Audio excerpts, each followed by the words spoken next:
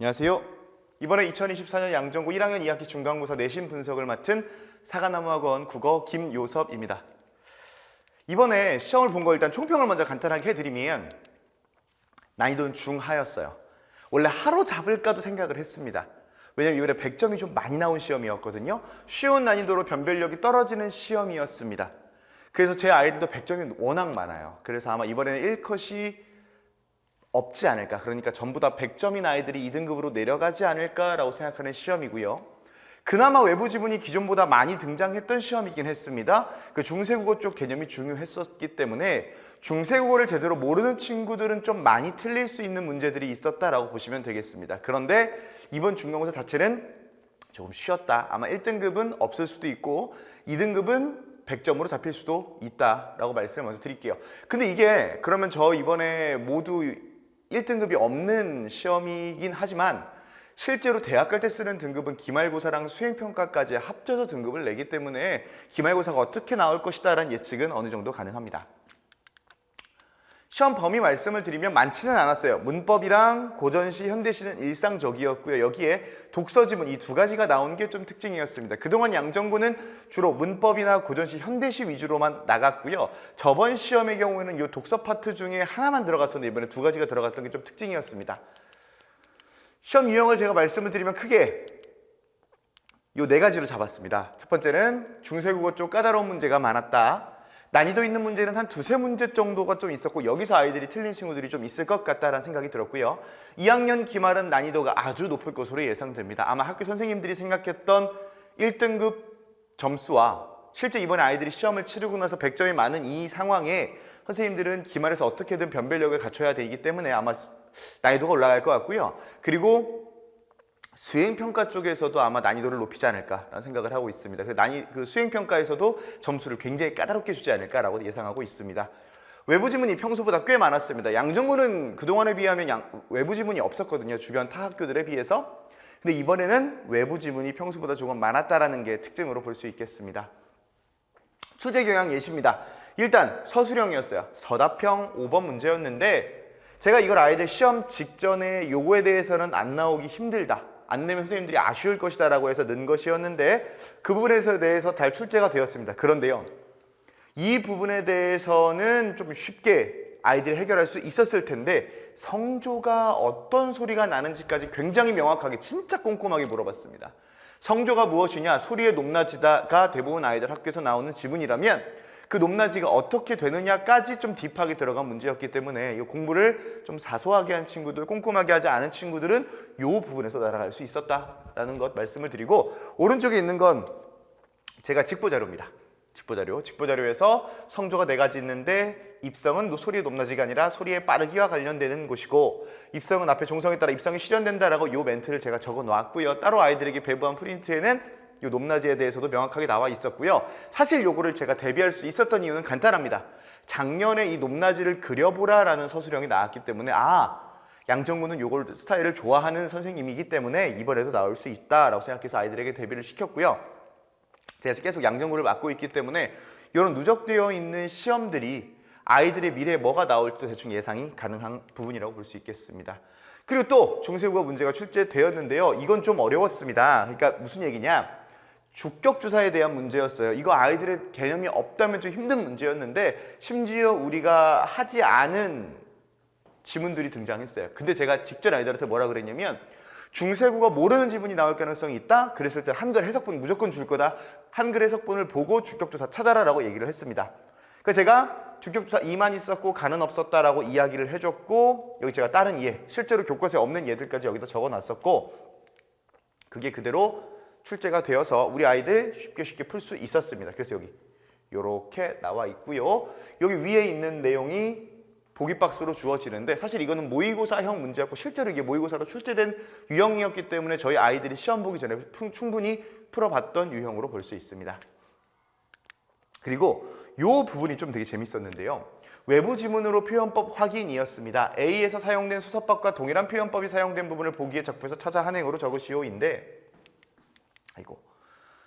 일제히 일어나 애국가를 경청한다. 요게 아이들 반어법 쓰임 부분을 찾아라 라는 거였는데요. 제가 아이들 시험 직전에 나눠줬던 역설, 반어, 공감각 나눠준 프린트들이 있습니다. 그 부분에서 동일하게 등장을 했습니다. 영화가 시작하기 전에 우리는 일제히 일어나 애국가를 경청한다. 제가 아이들 이해가 쉬우라고 이렇게 적어놨는데 독재시대 영화 보기 전에 애국가를 틀면 경청 안 해. 제가 애들 말로 적어놨는데 이런 식으로 반어법이 등장하는 거에 대한 코멘트를 제가 다 적어놨기 때문에 아이들 학교에서 얘기한 적도 없고 학교 프린트에도 없는 작품이었습니다. 그거 쉽게 아이들 해결해가지고 요거는 아이들 말로는 뭐 시간이 그렇게 오래 걸리지 않았다고 하더라고요. 그리고 외부 지문으로 표현법 확인이라고 나왔는데 제가 직전에 아이들에게 춘향전 설명을 해주면서 두터비 파리를 물고라는 시가 있어. 요 시에 대해서 두터비가 탐관오리고 저기 나오는 파리가 백성을 의미해 라고 이야기해서 애들아 이 시는 나올 가능성 너무 높으니까 체크해줘 라고 했는데 요 시가 그대로 나온 거예요. 그래서 끝나고 아이들이 저한테 바로 보낸 연락이 뭐냐, 두꺼비 파리를 물고도 나왔습니다 라고 얘기가 나와요. 적적중맨이라고 제가 적어놨는데 요거는 제가 요렇게 말씀을 드리면 될 것 같아요. 요거뿐만이 아니라 아이들 이거 풀고 나서 아이들 저한테 이거는 뭐 5초도 안 걸리고 풀었다라고 하고 넘어갔다라고 이야기를 하는데 이번에 그런데도 100점이 많은 이유는 뭐냐, 어느 정도 예상 가능한 작품들이 좀 나왔기 때문이라고 보시면 되겠습니다. 그래서 기존의 양정구 흐름과 굉장히 유사한 문제들이 많이 나왔다라고 보시면 될 것 같아요. 헷갈리는 문제, 1번 문제 되게 헷갈렸거든요. 요거 아이들 끝나고 저한테 질문도 되게 많이 했습니다. 답지 나오기 전까지. 근데 왜 그러냐, 요거 1번 때문에 그랬어요. 일정한 음보를 통해 외형률을 형성한다 라는 말 때문에 아이들이 굉장히 헷갈렸는데 이것 중에 하나가 한 지문이 현대시였어요. 아이들이 음보를 외웁니다. 고려가요, 삼음보, 시조, 사음보 이런 걸 막 외워요. 그렇다 보면 모든 작품에 음보가 있다고 착각을 합니다.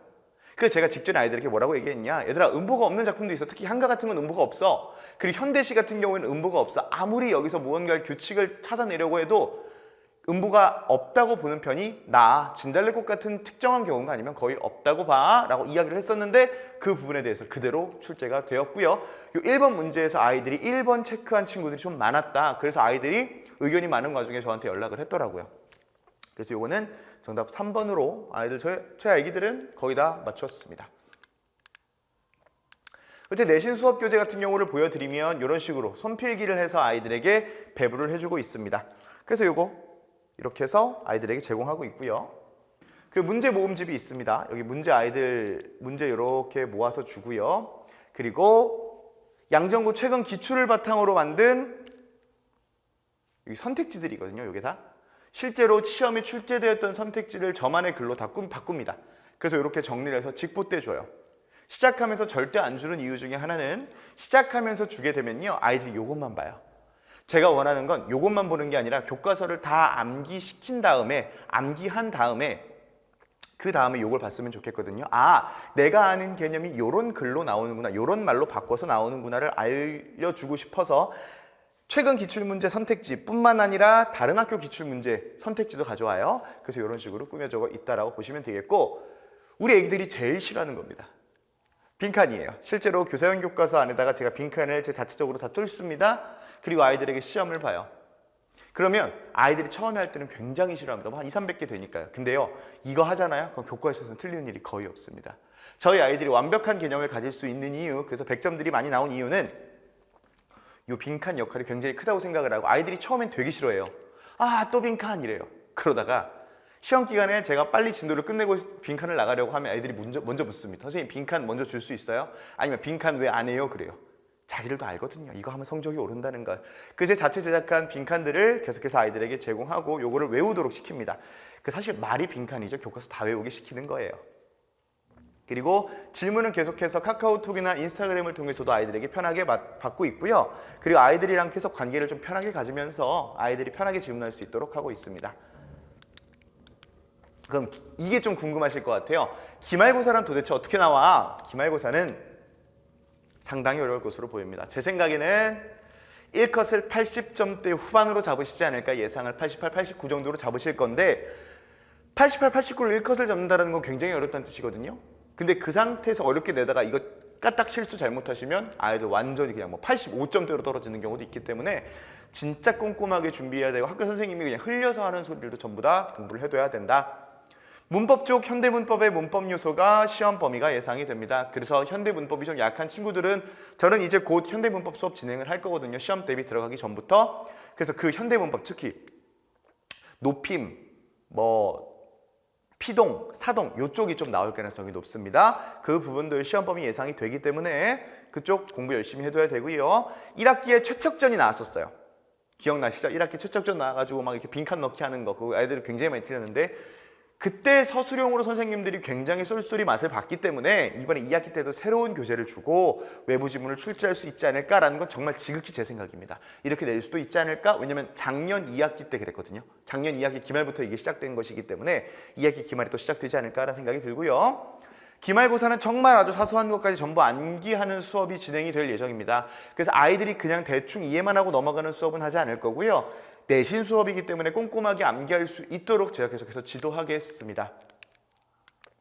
제 시간표 말씀드릴게요. 일요일 2시부터 5시 목동관에서 진행하고 있습니다. 양정고 아이들. 그리고 클리닉은 내신 기간에만 만들어지는데요. 수업하기 1시간 전, 수업 끝나고 1시간 전 있습니다. 그래서 시험을 통과하지 못한 친구들이나 숙제 제대로 안 된 친구들은 이때 남겨서 진행하고 있고요. 다른 학원 뭐 신경 안 써서 계속 남깁니다. 그래서 아이들 잘할 수 있도록 하고 만약 숙제를 안 한 친구들이 있으면 조금 부족하다 하는 친구들은 제가 문자로 따로 받고 연락하면서 그 숙제 받고 있습니다. 국어가 지금 제 양정고 아이들에게 자신감이 그리고 즐거운 수업이 되기를 바라고 있습니다.